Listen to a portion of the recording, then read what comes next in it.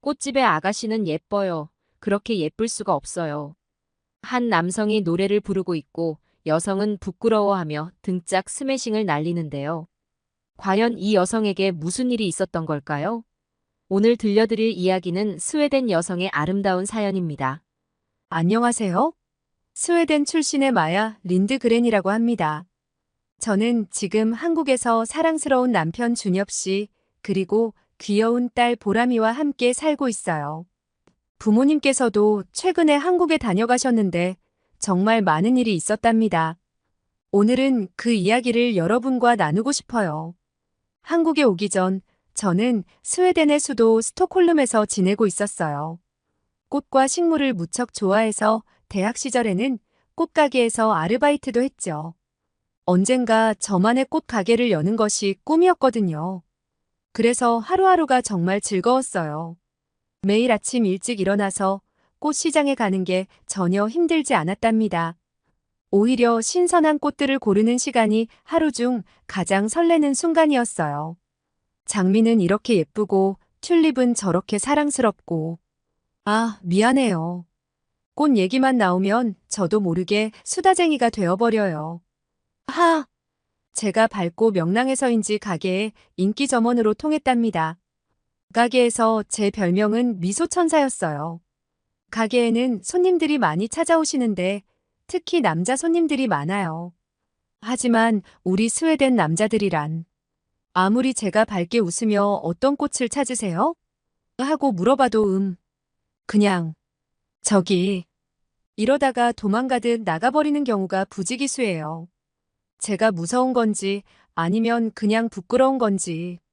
친구들은 저한테 미인이라든가 예쁘다는 말을 자주 했지만 솔직히 그게 실감 나진 않았어요. 그래서 난 이성한테 인기 있는 스타일은 아니구나 하고 생각하며 살았답니다. 그러던 어느 날 정말 특별한 손님이 찾아왔어요. 동양인 남성으로 화려한 얼굴은 아니었지만 훤칠한 키에 캐주얼한 정장을 입은 모습이 왠지 모르게 눈길이 가게 되는 사람이었어요. 그런데 이 남자가 보통 손님과는 다르게 눈을 반짝이며 말 걸 준비를 하더니 저한테 정말 아름다워요 라고 말하지 뭐예요. 얼마나 당황했는지 몰라요. 깜짝 놀라서 꽃다발을 떨어뜨릴 뻔했어요. 전 아무렇지 않은 척 어머 감사해요 라고 그런 말은 익숙하다는 듯 넘겼어요. 제 심장이 망치로 두들기듯 쿵쾅거렸던 것 말 안 해도 아시겠죠? 그래도 그 남자는 굴하지 않고 매일 가게에 들르면서 저에게 이것저것 물어보고 웃으면서 대화를 이어가려고 노력했습니다. 계속 예쁘다, 귀엽다 라는 말도 빠뜨리지 않고요. 처음에는 꽤나 경계를 했어요. 갑자기 처음 보는 동양 남자가 저런 말을 적극적으로 하는데 경계를 하지 않는 게 더 이상하잖아요. 그래도 매일 가게에 와서 꽃도 사주고 가끔 출근 전에 모닝커피를 전해주고 가기도 하고 기분이 나쁘지는 않더라고요. 그리고 차가워 보일 것 같은 인상과는 달리 어색한 스웨덴어로 더듬더듬 저에게 말을 거는 게 귀엽더라고요. 마야 씨, 오늘은 날씨가 좋습니다. 맞나요? 마야 씨, 이 꽃은 스웨덴어로 뭐라고 하나요? 마야 씨, 저랑 커피 한 잔 어떠세요? 처음엔 당황스럽고 어색했지만 어느새 저도 그의 서툰 스웨덴어가 기다려지고 가게 문 열리는 소리만 들려도 혹시 그 사람이 아닐까 하는 기대를 하게 됐어요. 아침마다 거울 앞에서 머리도 더 신경 쓰게 됐고요. 그는 한국인인 박준엽 씨라고 했어요. 사업가였던 준엽 씨는 북유럽과 한국을 오가며 일하다가 우연히 저희 가게를 알게 되었다고 하더군요. 아직 스웨덴어는 배운 지 얼마 안 된 상태라 어색하게 말하면서도 저를 보면 늘 진지하게 마야 씨는 꽃처럼 아름다워요라며 칭찬을 해줬어요. 너무 직설적이라 항상 깜짝 놀라지만 그게 싫지만은 않았답니다. 그러던 어느 날의 일인데요. 여느 날처럼 또 준엽 씨가 가게에 찾아왔는데 마침 그때 저는 무거운 짐을 옮기는 중이었어요. 낑낑대는 저를 보고 준엽 씨는 깜짝 놀라더니 자기가 돕겠다고 했어요. 저는 괜찮다고 사양을 했지만 준엽 씨는 말을 듣지 않고 셔츠 소매를 걷어붙이더니 무거운 짐을 번쩍 들어올리는 거예요. 드러난 팔 근육에 깜짝 놀랐어요. 준엽 씨는 키가 크고 마른 편이었는데 의외로 몸이 다부지더라고요. 단단해 보이는 근육과 팔뚝에 드러난 힘줄이 너무나 남자다워 보여서 순간 두근두근 설렜습니다. 마야 씨, 이건 어디에다 두면 돼요? 라고 저를 보고 묻는데 준엽 씨의 얼굴을 똑바로 바라볼 수가 없었어요. 이때부터 저도 점점 준엽 씨에게 마음이 끌리게 된 것 같아요. 그래서 준엽 씨가 데이트 신청을 했을 때 깜짝 놀랐다기보다 드디어 올 게 왔구나 라며 기다렸다는 듯한 스스로의 반응에 웃음이 나왔어요. 준엽 씨는 아주 자연스럽게 치맥 데이트를 제안했어요. 치맥은 한국식 치킨과 맥주를 즐기는 파티라고 했어요. 왠지 신기하면서도 재미있을 것 같았어요. 스웨덴의 한국에 대해 많이 알려지진 않았지만 강남 스타일이 세계적으로 유행하면서 서서히 젊은 사람들 사이에서 한국 문화가 유행할 조짐이 보이고 있었죠. 우리는 스웨덴에 처음 생긴 한국식 치킨집에 가기로 했어요. 분위기는 고급 레스토랑이 아니고 푹신한 소파에 앉아 편하게 치킨을 뜯을 수 있는 그런 곳이었어요. 치킨을 한 입 베어 물 때마다 바삭한 소리가 나서 둘이 같이 웃기도 했고요. 맥주도 곁들여서 그런지 긴장도 조금 풀리고 그날 밤은 참 즐거웠답니다. 저한테는 정말 신선한 경험이었어요. 그렇게 편안한 분위기에서 서로의 이야기를 나누며 마음이 점점 더 가까워졌어요. 그 후로도 준엽 씨는 자주 가게에 들러 저를 보고 갔습니다. 시간이 지나면서 저희는 자연스럽게 연인이 되었고 결혼까지 약속하게 되었어요. 준엽 씨와 결혼을 결심한 후 부모님께 말씀드려야겠다고 생각했을 때 사실 마음이 많이 무거웠어요. 스웨덴에서 아시아에 대한 편견이 꽤 남아있어서 한국을 중국이나 일본과 혼동하기도 하고 예전 서울 올림픽 때는 한국을 노동 탄압과 인권 유린 국가로 보기도 했거든요. 그 영향으로 어른 세대에서는 아직도 부정적인 시각이 있었습니다. 우리 부모님도 그랬고요. 그래서 두 분이 우리 관계를 쉽게 받아들이시지 않을까봐 걱정이 컸죠. 제가 이런 마음을 준엽 씨에게 털어놓자 준엽 씨는 진지하게 제 이야기를 들어주며 걱정하지 말라고 저를 안심시켜 주었습니다. 그러면서 한없이 다정하게 결혼이란 결국 양가가 서로의 문화를 이해하는 과정이기도 하다며 저를 위로해 주었죠. 그리고 부모님과 만나는 날이 되었어요. 마야, 네가 미쳤니? 아시아 남자와 결혼이라니. 우리 동네에 사는 중국인들 봐봐. 시끄럽고 무례하고. 아, 이럴 줄 알았어요. 우리 부모님은 동네에 이민 온 일부 중국인들의 좋지 않은 매너 때문에 아시아 전체에 대해 편견을 가지고 계셨거든요. 솔직히 중국인들의 행동은 제가 봐도 심하기는 했어요. 남의 집 정원에 열린 열매를 무단으로 따가지를 않나. 식당에서는 무리지어 엄청 시끄럽게 난리법석을 떨었고 그들이 지나간 자리는 매우 지저분했거든요. 테이블에 아기 기저귀를 버리고 가는 경우까지 있었답니다. 이러니 제가 아무리 준엽 씨는 달라요. 라고 해도 부모님은 들으려 하지 않으셨어요.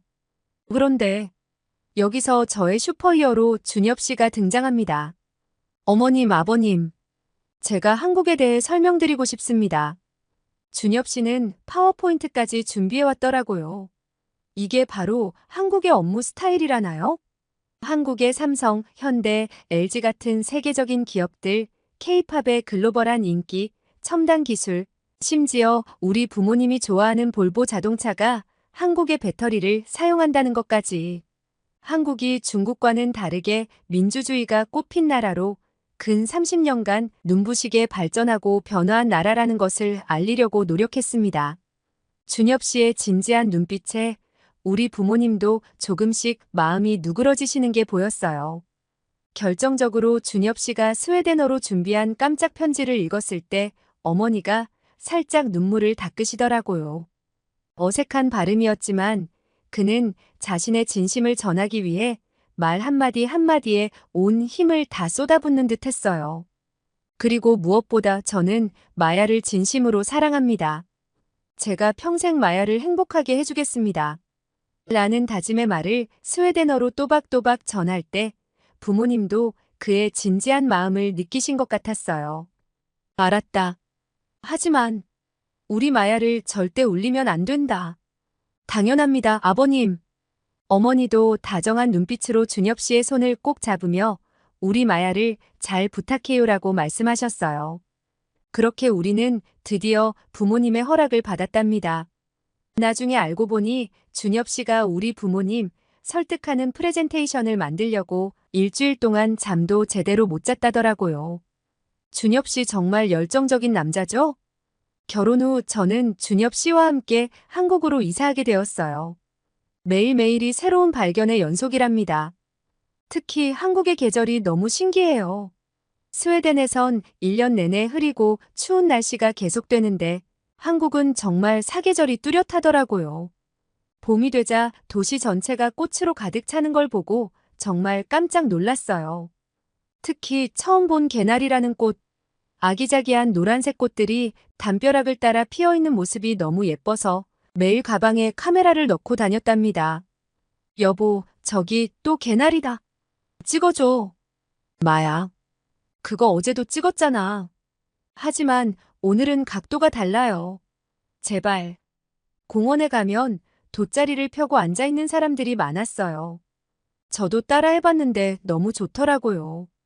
도시락을 싸들고 공원에 가서 멍하니 풍경을 바라보거나 책을 읽으며 많은 시간을 보냈어요.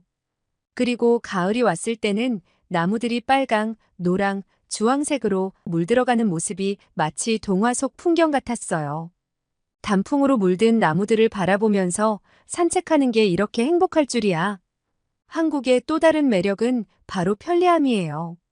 대중교통은 얼마나 빠르고 편리한지 신선식품부터 잡화까지 거의 모든 게 다 배달되고요.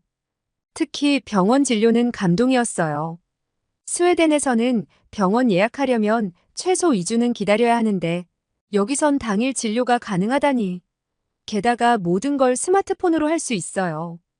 은행에 안 가도 되고 식당도 줄 서서 기다릴 필요도 없고 심지어 꽃도 배달시킬 수 있다니. 아, 그리고 제가 요즘 완전 빠진 게 있는데 바로 배달앱이에요. 처음엔 한국어로 주문하는 게 무서워서 준엽 씨한테 계속 부탁했는데 이제는 제가 배달앱 프로가 됐답니다. 여보, 오늘은 내가 치킨 주문할게. 양념 반, 후라이드 반. 새벽 배송도 정말 신기해요. 어제 저녁에 주문한 채소랑 과일이 다음날 아침 문 앞에 있다니 이건 정말 마법이에요. 스웨덴에서는 상상도 못할 일이죠. 여보, 우리 집 문 앞에 요정이 사나 봐요. 매일 아침마다 신선한 식재료를 두고 가네. 그건 새벽 배송이라고. 쉿, 제 상상이 더 낭만적이잖아요. 한국에 오길 정말 잘했다고 생각해요.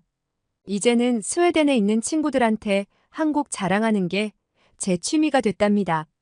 처음 한국에 왔을 때 빨간색 음식들을 보면 겁부터 났어요. 특히 김치는 너무 강렬해 보여서 시도조차 하지 못했죠.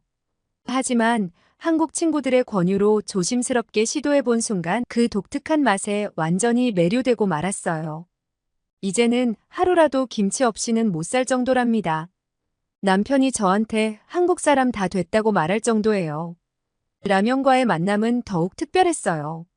진한 국물과 쫄깃한 면발, 거기에 파와 계란을 넣어 먹는 순간 이게 바로 천국의 맛이구나 싶었죠.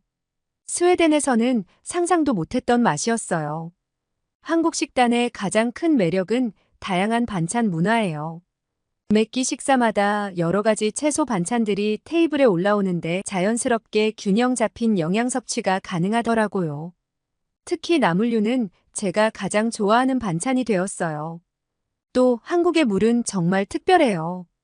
스웨덴의 석회질이 많은 물과는 달리 피부에 자극이 적어서 세안할 때마다 행복해요.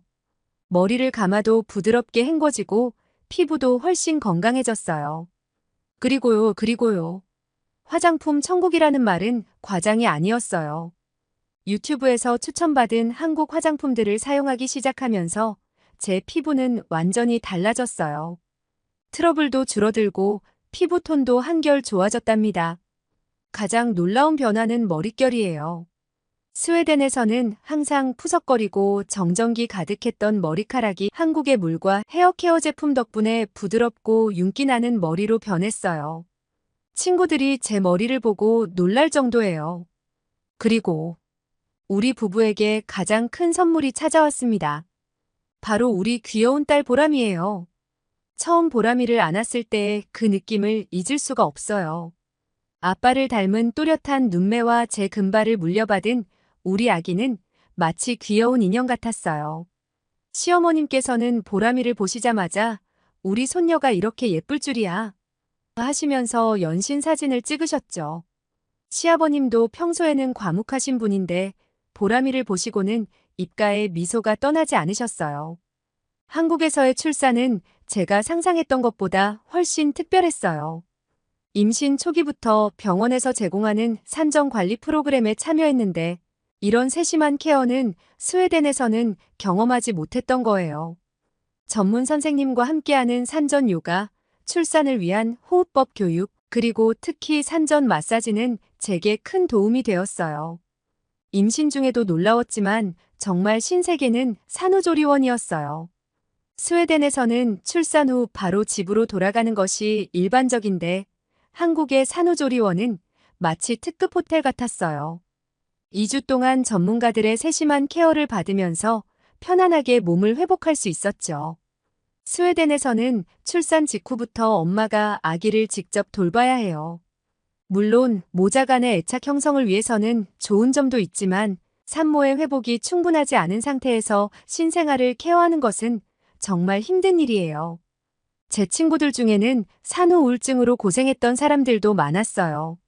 하지만 한국의 산후조리원에서는 전문 간호사님들이 중간중간 아기를 봐주셔서 저도 충분한 휴식을 취할 수 있었어요. 덕분에 산후 우울증 없이 건강하게 회복할 수 있었죠. 모유 수유 시간에는 수유 전문가가 올바른 자세를 교정해 주시고 아기의 건강 상태도 매일 체크해 주셔서 너무나 안심이 되었어요. 처음에 제 어머니는 제가 타국에서 출산하는 것을 많이 걱정하셨어요. 하지만 제가 산후조리원에서의 경험을 이야기해 드리니 너무 안도하시면서 그런 곳이 있다니 정말 다행이구나 하시더라고요. 요즘은 영상통화로 보람이의 모습을 보여드리면서 이야기를 나누는데 매일매일 손녀가 얼마나 자랐는지 물어보시며 하루빨리 만나고 싶어 하셨어요. 한국의 출산 문화는 제게 새로운 삶의 전환점이 되었어요. 전문적이고 체계적인 케어 덕분에 건강하게 출산할 수 있었고 지금은 보람이와 함께 행복한 일상을 보내고 있답니다. 이제는 제가 경험한 이 특별한 케어 시스템을 스웨덴의 친구들에게도 자랑스럽게 이야기해주고 있어요. 한국에서 새로운 생명을 맞이하게 된 것은 제 인생에서 가장 큰 축복 중 하나가 되었답니다. 얼마 전에 스웨덴의 부모님이 한국에 방문하셨어요. 스웨덴에서 보람이를 위해 준비하신 선물들로 가득 찬 캐리어를 보니 가슴이 뭉클했죠. 전통 스웨덴 아기 옷부터 북유럽 디자인의 장난감들까지 손녀를 위한 할머니 할아버지의 사랑이 느껴졌어요. 보람이를 처음 안아보시는 부모님의 눈시울이 붉어지셨어요. 특히 아버지는 평생 처음 보는 표정으로 보람이를 바라보셨죠. 우리 손녀가 이렇게 예쁘다니. 사진으로 봤을 때보다 훨씬 더 귀엽구나. 어머니는 보람이의 작은 손가락 하나하나를 만지시면서 연신 미소를 지으셨어요. 부모님은 제가 살고 있는 아파트를 보시고 크게 놀라셨어요. 지하 주차장에서 엘리베이터를 타고 바로 집 앞까지 올 수 있는 시스템에 감탄하셨죠. 비가 와도 전혀 걱정이 없겠구나. 스웨덴에서는 상상도 못할 편리함이라고 하셨어요. 현관문의 지문인식 도어록을 보시고는 또 한 번 놀라셨어요. 열쇠가 필요 없다니, 이런 게 있다니. 아버지는 마치 어린아이처럼 몇 번이나 지문으로 문을 열어보셨답니다. 집안의 최신 가전제품들도 부모님의 관심을 끌었어요. 스마트폰으로 제어되는 냉장고, AI 기능이 탑재된 세탁기, 대형 스마트 TV까지. 어머니는 이런 게 정말 필요할까 했는데 써보니 정말 편리하구나 하시며 감탄하셨죠. 특히 온돌 난방 시스템은 부모님께 가장 큰 충격이었어요. 바닥에서 올라오는 따뜻한 온기를 느끼시고는 스웨덴에도 꼭 필요한 시스템인데 하시며 계속 이야기하셨답니다. 추운 겨울이 긴 스웨덴에서는 더욱 유용할 거라고 하셨어요. 저녁에는 보람이를 유모차에 태우고 아파트 단지 안공원을 산책했어요. 밤늦은 시간에도 산책하는 사람들이 많고 안전하게 설계된 단지 환경에 부모님은 또 한 번 놀라셨어요. 스웨덴에서는 이런 시간에 혼자 산책하는 건 상상도 못할 텐데 하시면서요. 부모님은 한국으로 시집 온 걸 걱정하셨다고 해요. 하지만 이번 방문으로 모든 걱정이 사라지셨다고 하셨어요. 이렇게 좋은 나라에서 행복하게 살고 있는 너를 보니 안심이 된다. 라는 말씀을 남기고 스웨덴으로 돌아가셨어요. 그리고 시간이 흘러 보람이도 쑥쑥 자라고 있고 저도 새로운 도전을 시작했답니다. 동네 문화센터에서 플로리스트 강사로 일하게 된 거예요. 스웨덴에서 배웠던 북유럽 스타일의 플라워 디자인을 한국 분들에게 가르치는 일이 너무나 즐겁답니다. 수강생들이 제 수업을 들으며 새로운 스타일의 플라워 디자인에 관심을 보일 때면 너무나 뿌듯해요. 한국에서의 새로운 삶이 때론 낯설고 힘들 때도 있지만 사랑하는 준엽 씨와 보람이가 있어서 전혀 외롭지 않아요.